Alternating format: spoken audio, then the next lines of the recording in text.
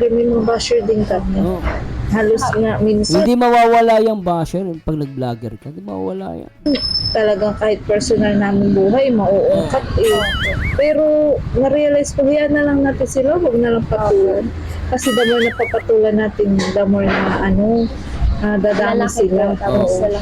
Actually, kahit di mo patulan yan, dadami-tadami yan eh.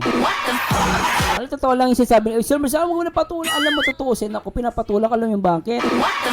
Pinagkakakitaan ko din sila eh. Sa alam nyo guys, totoo lang, patulan mo hindi. Sabi nga na, basher is still a basher. Ngayon, the more na sumisikat si Krista at si Mikoy, ang Mikris, maraming taong maiinggit. At pag dumami ang inggit, dadami din ang basher. Kasi nagsisimula lang naman yun, hindi naman dahil hindi mo dahil pinapatulan mo, hindi.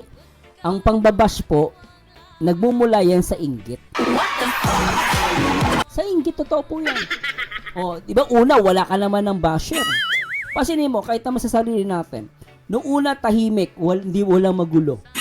Pero subukan mo, parang ganito lang subukan mo, kahit sa sarili mo, nung panahon na walang-wala ka, walang nambaba sa'yo.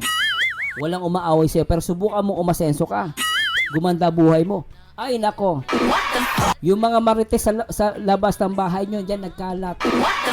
Ang daming sinasabi. Yumaman lang, paangit na ugali, di namamansin. Kasi umasenso ka. At yung pambabash na yon, hindi nagsimula yon hindi dahil hindi mo sila dahil pinansin mo sila, hindi. Nagmula yon dahil sa inggit. At ang inggit po ay nakamamatay.